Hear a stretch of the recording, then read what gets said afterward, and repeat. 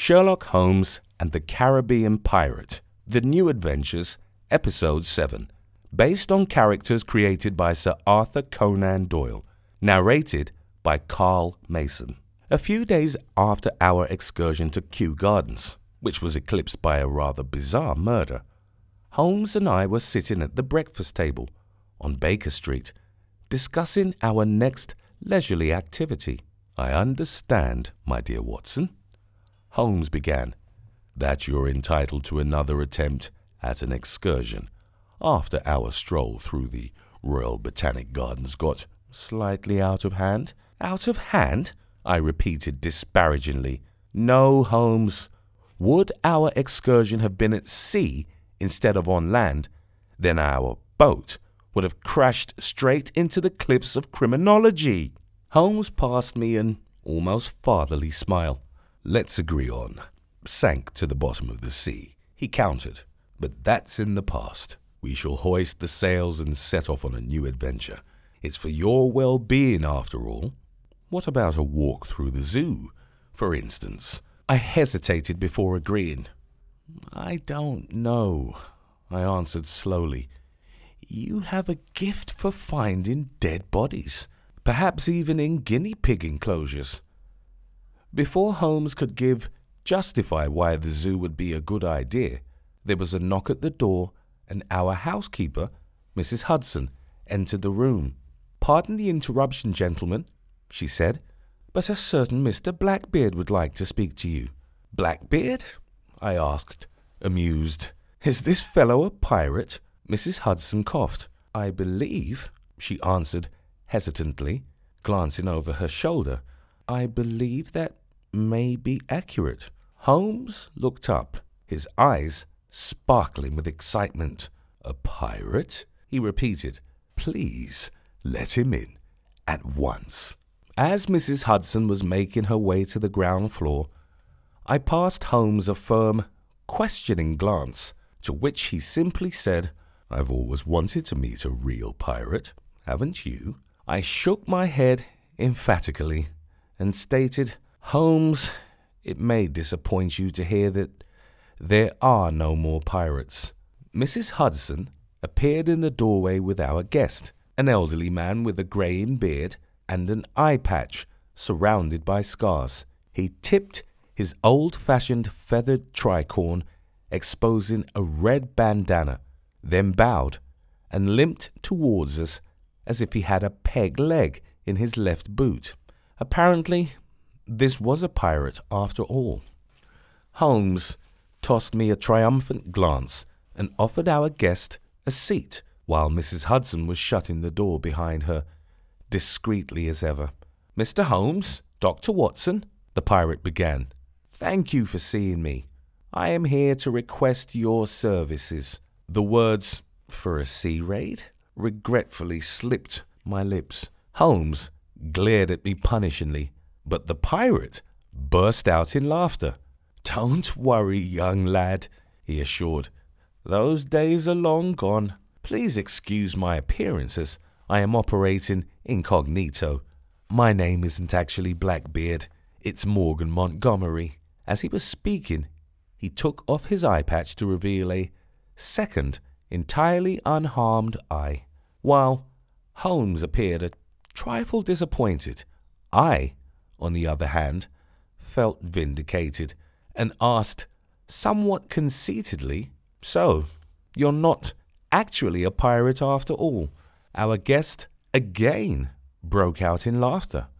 "My dear lad," he said upon regaining his composure, "I am captain of the Thunderbolt from Port Royal, the fastest sailboat in the Caribbean. Of course I am a pirate." I was now utterly confused and unsure whether we were being fooled, and if so, why. Holmes, for one, was back to his old self and acknowledged Montgomery's statement with a brief "naturally." "Well then," I began, "if you're a Jamaican pirate, Mr. Montgomery—" "Captain," he interrupted. I couldn't quite follow. "Excuse me?" I asked. "It's Captain Montgomery," the pirate instructed, in a serious tone. I sighed audibly. "Oh, pardon me, Captain Montgomery," I corrected myself. "If you're the captain of a pirate ship, then I have two questions.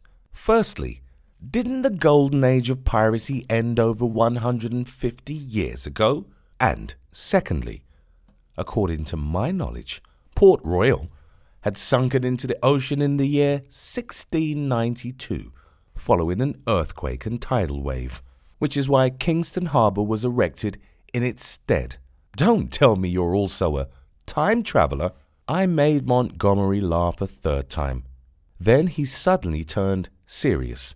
He whispered to me in confidence, "My young friend, time travel is no laughing matter. It can be very dangerous." At least now I knew we're dealing with a madman. Montgomery continued, "Concerning your other question, here's one for you. If you were planning a pirate's lair, would you situate it on the island's largest trade port and the Royal Navy's Caribbean base, such as Kingston, or near a decrepit, largely abandoned port-turned-fishing village, such as Port Royal?" This was admittedly a perfectly reasonable explanation I had not considered.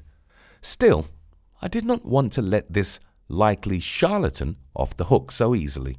"So, Captain Montgomery," I began anew, "you'd like to convince us that you're a marauder?" Montgomery sprang to his feet. "Do not insult me!"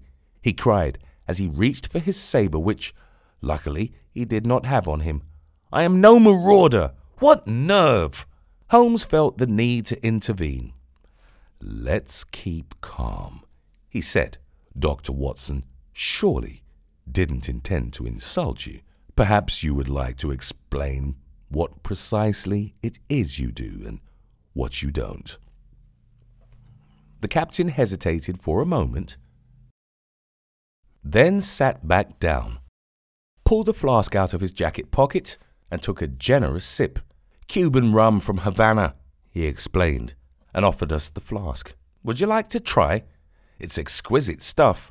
We thanked him but declined. Montgomery, after having regained his composure, began to relate his story. "It's true I come from the ruins and wooden shacks of Port Royal. I began sailing out to sea as a little boy. My parents died when I was still young, and I quickly became an excellent navigator and deck officer. That's why my crew appointed me captain." "Your pirate crew?" I asked. "That's right," Montgomery confirmed. "It was the summer of 1861, during the first months of the American Civil War. The Thunderbolt was a privateer, contracted by the Confederates to relieve the Yankee merchant ships of their loads, without inflicting personal injuries whenever possible. Of course, we were men of honor." "So, sea robbing after all," I exclaimed with a raised finger. But Montgomery would not be provoked again. "By no means," he answered calmly. "We were privateers with a letter of marque from the Confederate government, and by the way, with the unofficial support from Her Majesty the Queen's government. It was in fact a rather deplorable British foreign policy to have played an active role on the side of the slaveholders in the maritime conflict of the American Civil War, enabling and encouraging privateer raids from British territories. I do not want to seem unpatriotic, but the Empire was rightly sentenced to pay reparations to the United States. For us it was all business," Montgomery continued, "and not at all dishonorable. On the contrary, in a way we were following in the steps of Sir Francis Drake, and it was a good business. In only 3 years we were able to amass a small fortune. I in particular, since, as captain, I stood to collect double the bounty than the others. But it was all over in the fall of 1864. You were right, Dr. Watson. The age of piracy had come to an end. We could no longer compete with steamers, propellers, armor plating, and modern artillery. Our boarding tactics became obsolete. Once the hunters, we now became the prey. The Thunderbolt was sunk by the USS Dictator in November of 1864. In other words, I concluded, your career as a pirate ended more than 18 years ago. That's right, Montgomery confirmed. Inevitably, most of my crew, my officers in particular, could escape the sinking ship, but I wasn't so lucky. The US Navy scooped me out of the ocean. After the war, I was sentenced to 80 years in prison for piracy, first at Fort Jefferson and then on Alcatraz. But 6 months ago, I was able to escape. Montgomery was clearly serving up another fairy tale. You mean to tell us, I asked in disbelief, that you escaped to Prison Island? The captain took another sip of rum. That's right, he explained. It took several years to dig through the prison's sandstone walls. With a spoon, I scaled the outer solid rock rampart with a rope made from tied-up handkerchiefs that I collected over the years and swam across the bay to the mainland. That's a nearly 1.5-mile swim, I cried. Excuse me, Captain, but at your age I find that to be utterly impossible. Montgomery's deep laugh could be heard anew. Does it comfort you to know, he inquired, that a dolphin came to my rescue when I was near drowning? He did not pause for me to voice my next objection and continued his story. I then travelled across the country, by train as a stowaway, from San Francisco to Boston, where I was hired under a false name as a navigator on an English merchant ship. And now I'm here. Holmes listened patiently while pacing up and down the room. He returned to the table and sat down. What an exciting and semi-tragic story, he began. But I don't understand, Captain Montgomery. What do you need our help for? Simply put, the pirate explained, something was stolen from me while I was in prison, and I want it back. Holmes furrowed his brow. I could not resist a tease. Oh dear, did they dig up the hidden treasure you so diligently buried on that secret monkey island in the Bermuda Triangle? Montgomery did not bat an eye. Precisely, that's right, he said, and took a sip of rum before continuing. As modern privateers, we don't bury our money but keep it in a safety deposit box at the Barclays Bank on Lombard Street here in London. But the box is empty. It must have been emptied while I was gone by those who have access, including my lion's share. To my exasperation, Holmes slowly began to show more interest in this case. I see, he said. And who are those you suspect of having stole your riches? My former officers, Montgomery answered. In the meantime, they have established civilian lives here in London with my money. These dishonourable men have breached the pirates' code without hesitation or remorse. That is punishable by death, he said as he jumped out of his chair and raised his fist. That seems a bit harsh to me, Holmes remarked, trying to calm our guest. You don't intend to enforce the code yourself, do you? Montgomery appeared to be calming down. He sat back down and once again drank from his flask as a precautionary measure. By no means, he assured. I just want my money. He then pulled a piece of paper out of his jacket pocket and handed it to Holmes. These are the names and addresses of the 2 thieves, David Jones, my former helmsman, and John Smith, my boatswain. Holmes glanced at the paper while I looked over his shoulder. David Jones and John Smith, I repeated. Are you being serious? Are these 2 gentlemen also incognito? Montgomery did not understand my question. What do you mean? He asked. Those are their names. Always have been. I was about to speak when Holmes interrupted.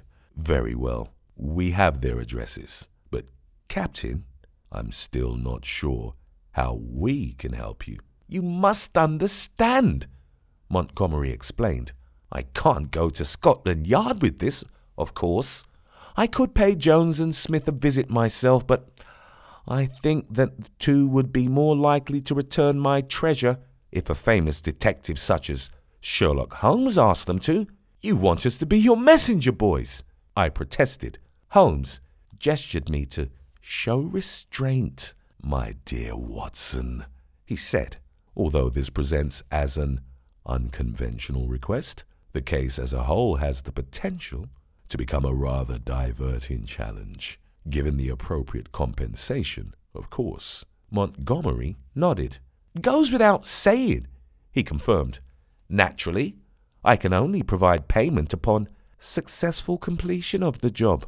I didn't have a good feeling about it, and I still had my doubts about the captain's soundness of mind. But Holmes agreed. We will take on the case, he declared almost celebratorily. Montgomery stood up from his chair and reached out his hand to Holmes. Thank you for helping a poor old seaman seek justice. You will not regret it. He then handed us another piece of paper. I've put myself up in this hotel by the docks. Contact me when you're through. He adjusted his eye patch, turned around, and walked out the door. Now, limping again, we couldn't have known that this would be the last time we set eyes on Captain Montgomery. After he left, Holmes turned to me and asked, What do you think, Watson? I took a deep breath, as my mind was brimming with thoughts. Well, Holmes, first off, I'm not sure whether Montgomery is making fools of us. His story is quite adventurous, parts of it preposterous. Holmes nodded. Indeed, he appears to be in the habit of embellishing his stories.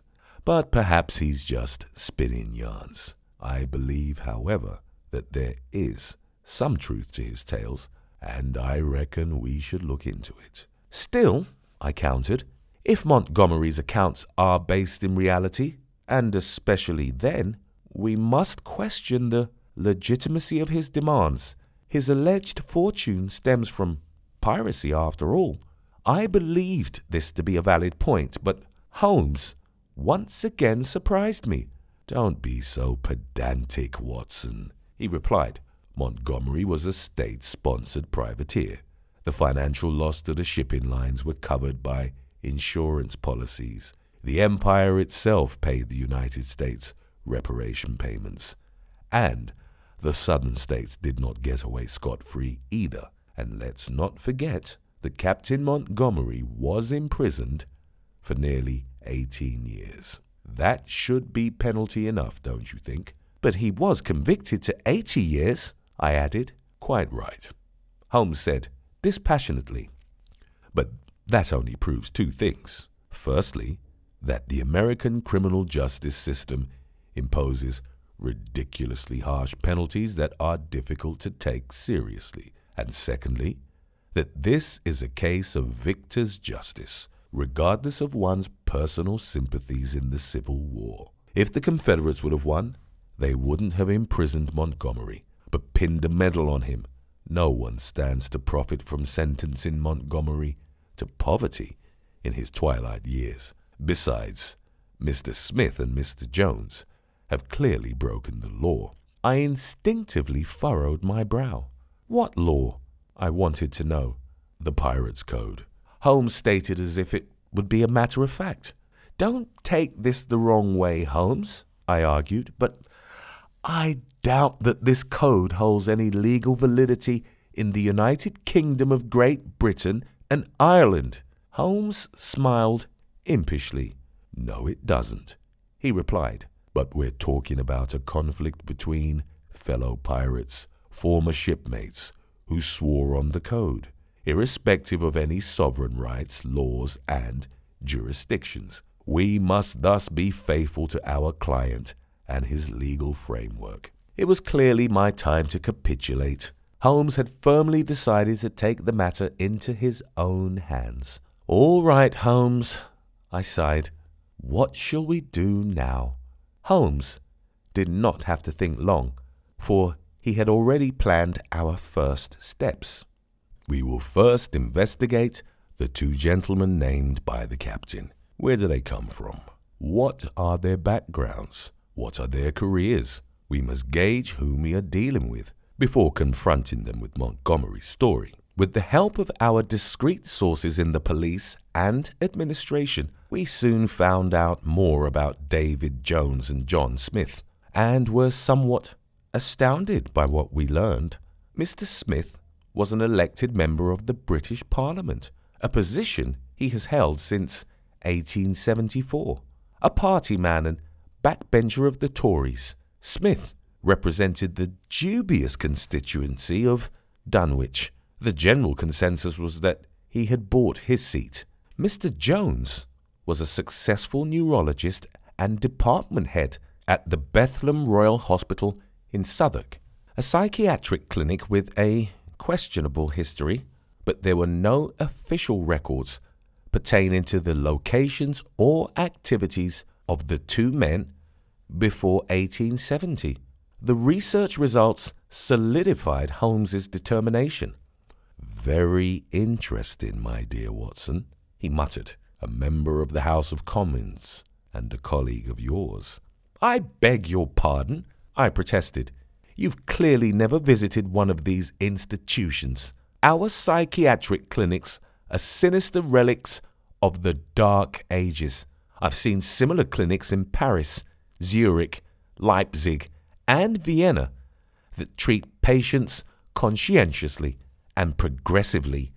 Here in England, psychiatry is still in its infancy. We deem the infirm mad, lock them away, shackle them in chains, keep them in a perpetual state of sedation. We even operate on them against their wills, turning their brains into mush. They are at best guinea pigs. I would like to firmly distance myself from this disgraceful chapter of English medicine." Holmes did not expect me to react so impassionedly. "I see," he said. "So you're saying that our psychiatric institutions resemble prisons for those deemed uncurable." "That's right," I confirmed.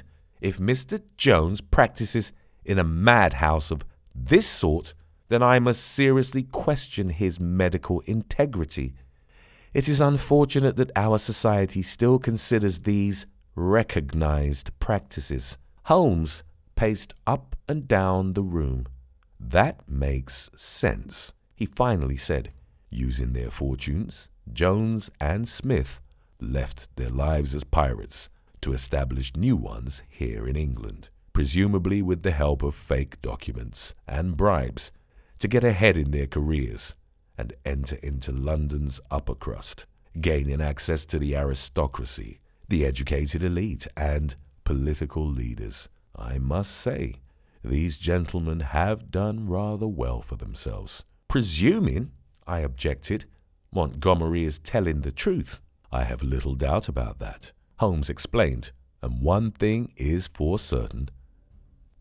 A visit from their Caribbean past is the last thing that the benevolent Dr. Jones and the Honourable Mr. Smith expect." "So what will we do now?" I asked. Holmes broke out in a smile full of joyful anticipation. "We will pay them a visit." The address we were given led us to John Smith's office in Westminster.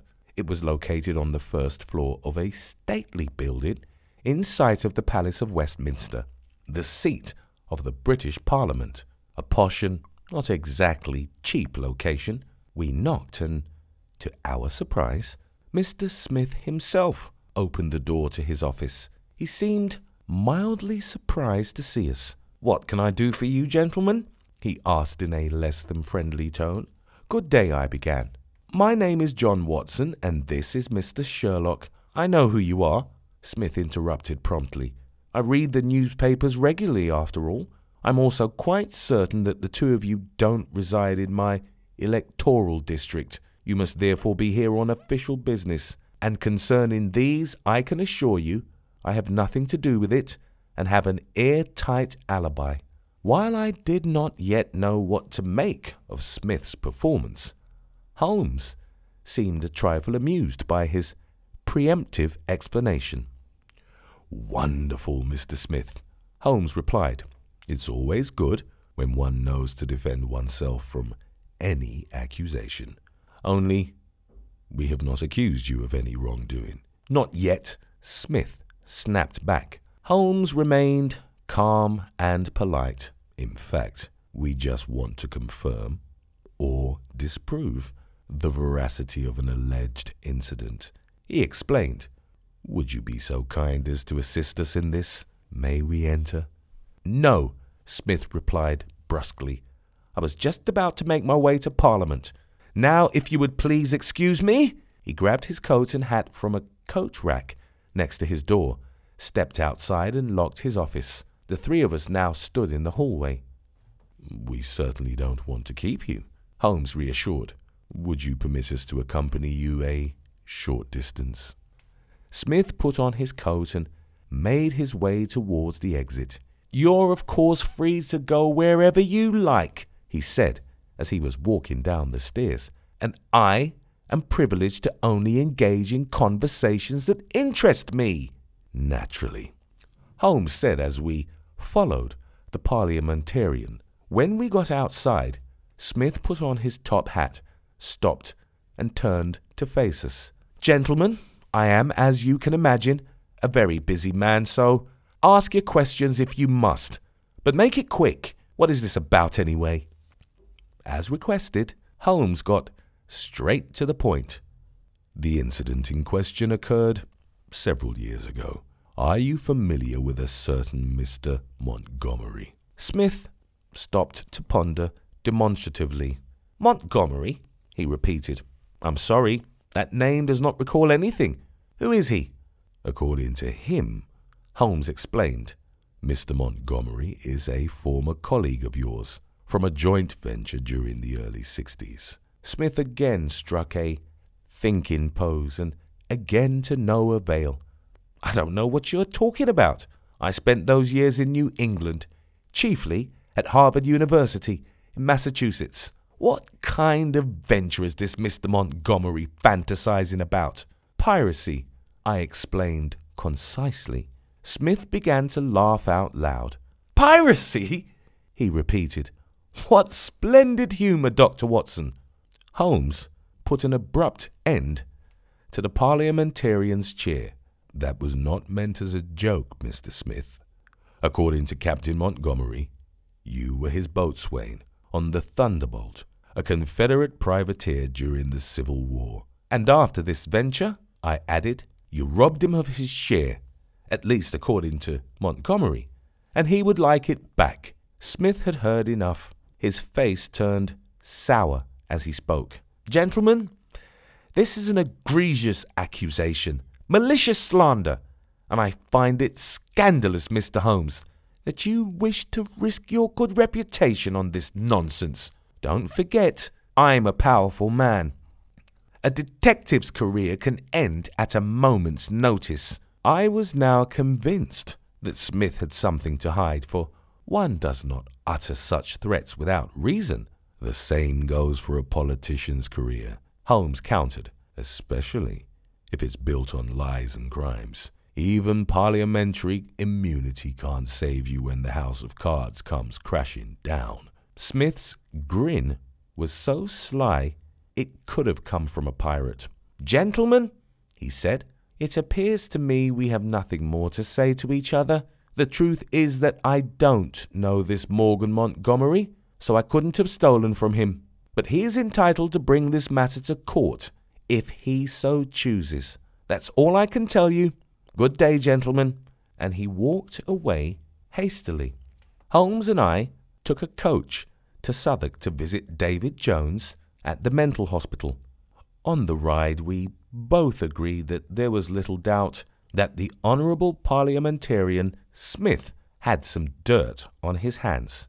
Irrespective of poor manners, I said, his dismissive attitude towards our investigation indicates that something may not be quite in order. Holmes nodded. There's no doubt about it, he confirmed. He displayed a defensive attitude even before he knew the purpose of our visit.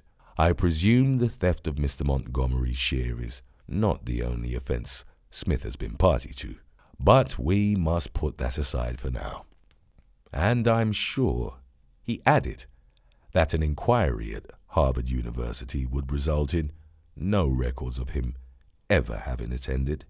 A falsified law degree, however, would count among the lesser offenses committed by Mr. Smith, especially compared to professional piracy. Holmes smiled. "My dear Watson," he asked, "are you finally admitting that Captain Montgomery may be telling the truth?" I had to think about it. I wouldn't take him at his every word, but in broad terms his story seems accurate. Besides, Smith gave himself away. He does indeed know Montgomery. "Oh?" Holmes remarked, astounded. "You noticed it too?" "Of course I did," I answered confidently, trying to hide my growing sense of self-satisfaction. David Jones welcomed us into his consultation room at the mental hospital, where we were feigning to seek his expert advice. "I am very pleased to make your acquaintance, Mr. Holmes," Jones began. "I've heard so much about you. It would be an even greater pleasure to actually help you solve a case." Holmes nodded. "I'm sure you will," he replied. "We hope your professional expertise will provide us with some more insight in a rather complicated matter." "I'm entirely at your service," Jones assured with a smile. I, meanwhile, had to hide my resentment for the kind of psychopathology he practices and represents. "Well now," Holmes began, "we are dealing with an elderly gentleman with a questionable mental disposition. In short, he thinks he's a pirate." Jones narrowed his eyes. "A pirate, you say?" he repeated.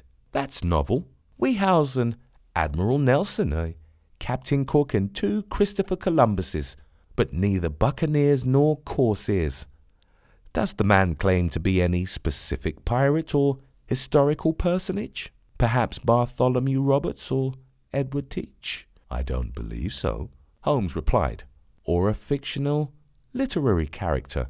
I just recently picked up a new and very popular book by a Scotsman by the name of Stevenson, Treasure Island. The protagonist is called Long John Silver." "Regretfully, no," I refuted. "Our pirate's name is most common," Holmes interjected. "As common as Smith or Jones." I recognized what Holmes was doing and decided to remain silent. Jones did not seem bothered and simply said, "I see. What else can you tell me about the case?" "My dear colleague," I began, "our patient dresses like a pirate, talks like a pirate, and behaves like one too. It seems as if he's serious about it." "Of course he is," Jones explained. "A personality disorder that severe is usually firmly rooted in the patient's brain.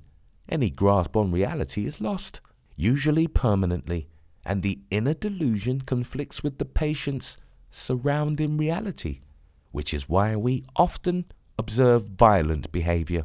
If that is the case, the only help is a surgical procedure in the frontal lobes of the brain. This way, the patient is at least guaranteed a peaceful existence." I, of course, knew that precisely these kinds of operations, which do more harm than they do good, turn the poor patients into mental cripples, unable of any conscious expressions, as if stuck in a perpetual vegetative state.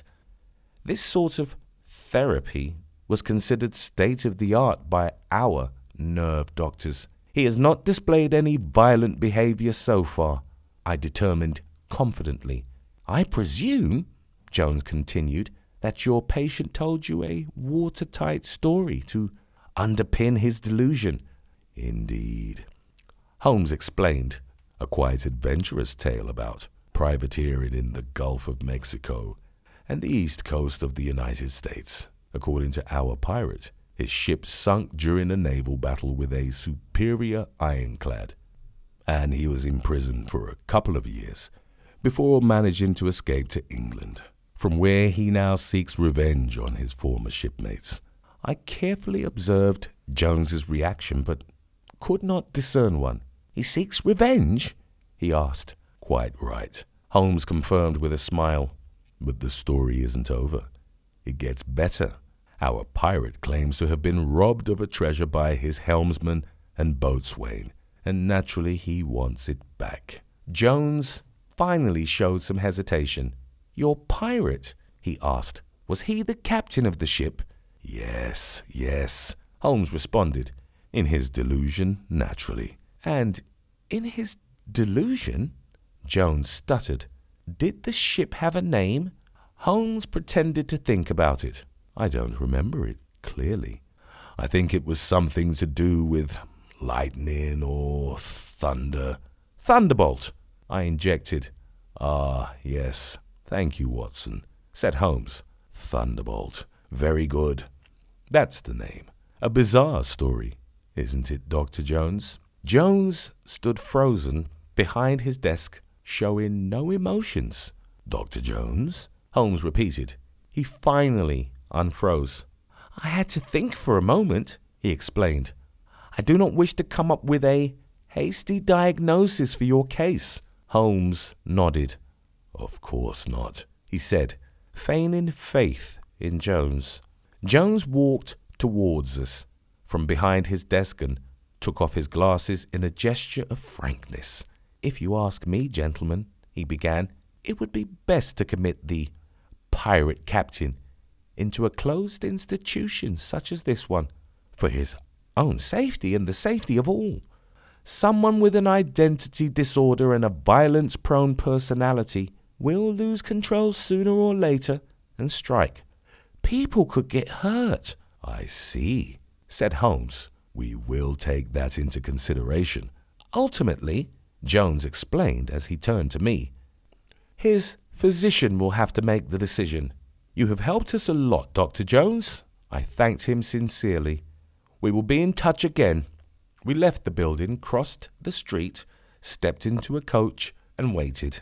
"I believe, my dear Watson," Holmes opined, "that we put the fear of God into poor Dr. Jones. He will soon supply us with the last piece of evidence we need to verify Montgomery's story." I did not let the gate of the clinic out of my sight. "If we are correct," I mused, "then Jones and Smith know each other from their time as fellow pirates, and Jones will soon show up to see Smith to discuss their next moves regarding Montgomery." There was silence while Holmes was stuffing his pipe. The sound of crackling gravel directed our attention to a coach leaving the clinic grounds. Jones sat alone in the passenger seat. Holmes knocked the coach box through the side window and ordered, "Follow the carriage, but do so discreetly." We started to move and trailed Jones at a safe distance. His coach headed north towards the River Thames and crossed the London Bridge into town. There it headed westward and, as expected, arrived at Westminster, where it stopped in front of Smith's office building. Jones alighted and entered the building, while his carriage waited at the curb. We waited in the coach for a good 10 minutes before I stepped out and Holmes rode on to our arranged meeting place. I kept surveilling the building for another 10 minutes, then decided to climb the stairs to Smith's office. I knocked at the front door. It took a moment for it to open, and when it did, I stood opposite the parliamentarian. He did not look very pleased to see me. "You again," he snorted. "I thought we had already discussed everything." I stuck my foot out before he could shut the door and cried, "I'm here without Holmes's knowledge. I want to help." Smith hesitated, but decided to let me in. Dr. Jones, who we had just met in the consultation room, was visibly shaken. He held a glass of whiskey in his hand to calm his nerves. "Do you have any rum?" I inquired when Smith offered me a drink. "Regrettably, no," Smith answered. "It's not my taste. But let's get to the point, Dr. Watson." "Well now, gentlemen," I began, "Mr. Holmes and I are diametrically opposed about the case at hand. To my regret, he believes Montgomery's story and has decided to help him seek justice in this matter. I have an altogether different perspective." Smith's ears pricked up while Jones poured himself another whiskey. "It is my professional opinion," I continued that Montgomery is an erratic, insane man. At our first meeting, he attempted to assault me with a sabre. He clearly presents a danger to society. It is my duty as a physician to do no harm and to prevent harm being done to others. I believe Mr. Montgomery poses an imminent threat and should spend his remaining days in the secure custody of a closed-off clinic. My thoughts precisely, Jones cried and raised his glass. Cheers! Would you please stop drinking so much? Smith ordered with a harsh tone. I believe we still have important work to do today. I know where Montgomery is, I explained. We can go to his hotel immediately and transfer him to the clinic on my doctor's orders. My esteemed colleague, Dr. Jones, can make the necessary decisions and preparations for his further course of treatment. Thank you, Dr. Watson, Jones said, instantly sober again. An operation to the brain will be imperative for poor Mr. Montgomery to finally come to peace. A half an hour later, it was dark by then, the hospital's coach came to a stop in front of the Mermaid Hotel. Smith, Jones, and I entered the hotel, asked the receptionist for Mr. Blackbeard's room number, and ascended the stairs to the first floor. Door number 7 was unlocked. I pushed it open carefully and was the first to enter. The room was dark, and I could only see faint silhouettes. There seemed to be a bed with a person sleeping on it against the right wall. All right, Jones whispered. We'll tie the straitjacket around his body and gag him. Smith unexpectedly pushed his way to the front and cried, Never mind that, as he pulled a revolver out of his pocket and pointed it at the bed. In that instant, an oil lamp flared up near the wall opposite the bed, illuminating a person holding a pistol. It was Holmes. Good evening, gentlemen, he said. I've been expecting you. Jones and Smith were so paralyzed with shock that Smith did not resist when I took his revolver away from him. You won't need this any more, I said, and pointed it at the two. What's this all about? Jones asked. Dr. Watson, we're colleagues after all. We aren't colleagues, I refuted. You are a disgrace to medicine. I doubt you even hold a genuine medical degree. And you, Honourable Member of Parliament, said Holmes as he approached, were in the process of attempting murder. All you would have shot, however, would have been 2 pillows under a blanket. Smith still seemed confused. But where is Montgomery? He asked. Holmes shrugged. I have no idea, he answered. In some other hotel, I presume. You don't have a chance, Smith cried. No court in the world will convict me. Holmes smiled confidently. I am quite convinced, he explained, that we won't need a judge. In fact, I am even harboring the hope that the two of you will start cooperating with us, now that Montgomery's story about your joint privateering venture has been adequately substantiated. You even gave yourself away at our first meeting, I interjected triumphantly. Smith took a moment to think, then asked, What do you want? Just Montgomery's share, Holmes answered. That's all. Isn't that a point of honour among pirates? Smith and Jones agreed to deposit the proper amount of cash in a locker and send us the key. If they failed to do so, we would publish their written and signed confessions about privateering. Upon payment, we would naturally destroy these documents. But to our surprise, it wouldn't come to either scenario. The next morning, we were at the breakfast table. A courier brought us a letter from Captain Montgomery that included generous compensation for our work. The letter stated that Montgomery had told the truth, but used us from the start, for which he apologizes profusely. In fact, he had trailed us the whole time, waiting for us to lure out his former shipmates from their hiding places. While we set up a trap for them in the hotel, he had broken into their apartments and stolen cash, gold coins, jewels, and cashable bonds. He threw all bank statements that had their names on them into the River Thames, as these could not be cashed. Smith and Jones were now largely penniless. Montgomery also took all papers that could document their true past. Soon, newspapers across England would report that the Honourable Member of Parliament, John Smith, was really a blacksmith from Kentucky, and that the reputable urologist David Jones was in fact a butcher from South Carolina. Naturally, the two would subsequently lose their positions and face court proceedings on account of forgery, violations of trade laws, wrongful gains, bribery, and, in the case of Jones, severe personal injury. According to Montgomery, there would be no mention of piracy, for the Pirates' Code explicitly prohibits betrayal among former comrades. The letter ended with the words, "Please excuse my hasty departure, but my transatlantic ship sets sail at daybreak. Besides, I still have a lot to do. I would like to replace the wooden huts of my hometown with brick buildings, buy the fishermen new boats and nets, get medicine, construct a school building, and rebuild the church. The fortune I amassed through piracy and theft will serve as a good foundation for achieving these goals. As for me, I do not strive for much except to have a roof over my head and the mercy of God." I finished reading Montgomery's letter aloud. As I passed it to Holmes, I remarked, "He's the best pirate I've ever heard of." Holmes smiled. "Don't be so quick to glorify him as a modern-day Robin Hood," he warned. "Once a pirate, always a pirate." He folded the letter, dropped it inside of an ashtray, and lit it with a match. "What are you doing?" I cried, as the paper was slowly being consumed by flame.